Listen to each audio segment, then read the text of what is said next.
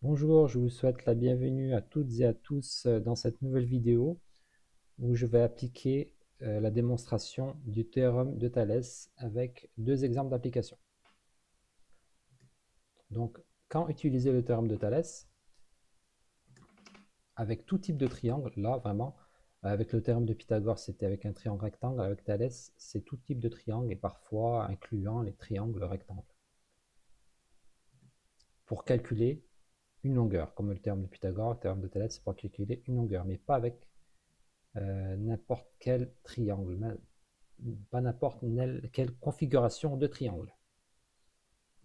Donc, on va étudier deux configurations. Ici, ce que j'appelle les triangles emboîtés. On a le triangle, petit triangle ADE. Il est emboîté dans un grand triangle ABC. Et on doit avoir les droites DE qui est parallèle ABC, très important pour appliquer le théorème de Thalès. Et la configuration, c'est les triangles en papillon, comme ceci, un petit triangle ADE et un grand triangle ABC, avec toujours les droites ici, ED ou DE parallèle à ABC. La formule du théorème de Thalès, donc pour les triangles emboîtés, on va s'intéresser au point A, parce que les droites sont séquentes au point A. Ce point A, c'est vraiment un point de référence. Donc je l'entoure.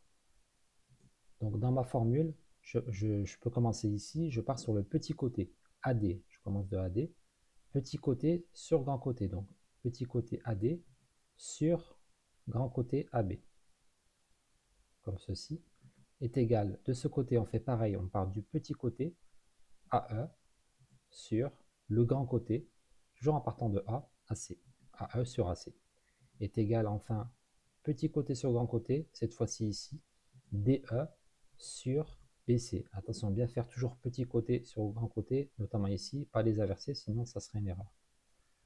Ensuite, sur la configuration papillon, on va partir aussi du point A où les droites sont séquentes, notre point de référence.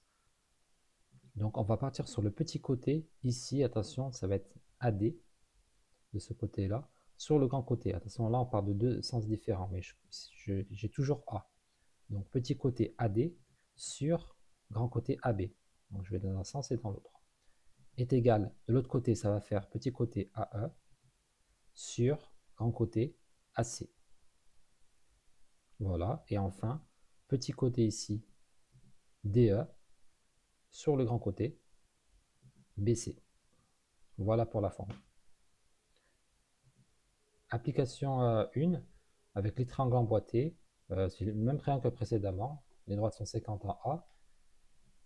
On connaît AE 4 cm, EC 1,5 cm, AB, sont tout ça AB 6 cm, et je cherche la longueur AD. Donc j'ai les droites DE et parallèle à ABC, toujours parallèle pour appliquer le théorème de Thalès. Donc calculons la longueur AD. Pour le théorème de Thalès, le voici, on part du point A, petit côté, on rappelle, AD sur AB est égal à AE sur AC est égal à DE sur BC. Voilà. Donc ce qu'il faut faire, on va prendre notre théorème et on va remplacer par les valeurs. Donc on va commencer par AD. Comme AD, on cherche, on va écrire AD. On laisse AD, c'est notre inconnu. Ensuite, AB, on voit que c'est 6 cm. Donc on met 6. AE, c'est 4 cm. On a ici, c'est 4 cm. Divisé par AC. Alors AC, il est où? AC, c'est tout ça. Donc attention, AC, il va falloir ajouter 4 et 1,5. 4 plus 1,5, 5,5 cm. Est égal à DE sur BC. Alors là, on ne le connaît pas, mais c'est pas grave, on va les laisser quand même. On ne va pas l'utiliser dans notre calcul, mais c'est pas grave.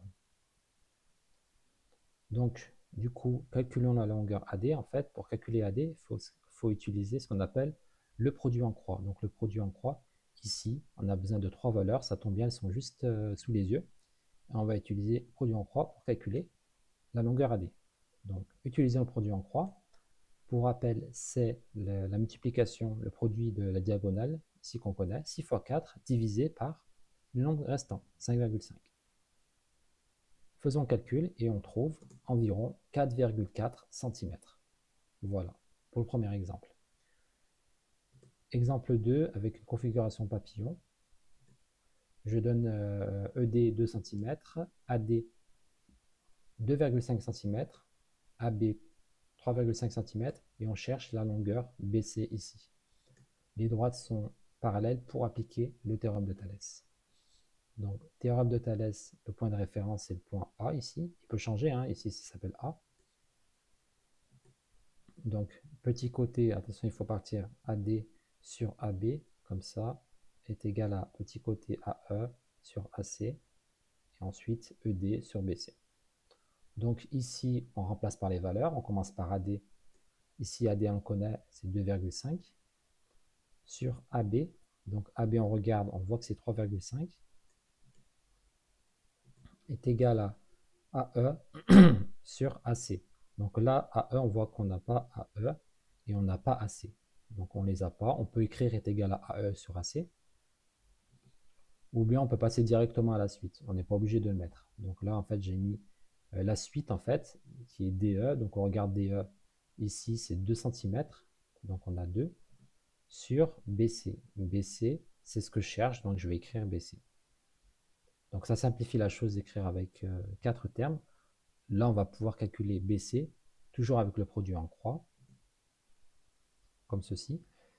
Du coup, BC, c'est égal au produit ici, 3,5 fois 2, divisé par le nombre restant, 2,5. Le calcul, on trouve environ 2,8 cm. Voilà, cette vidéo est terminée en espérant que ça t'a beaucoup appris. Merci pour le visionnage. N'hésite pas à t'abonner, à recevoir les notifications et je te dis à très bientôt pour de nouvelles vidéos.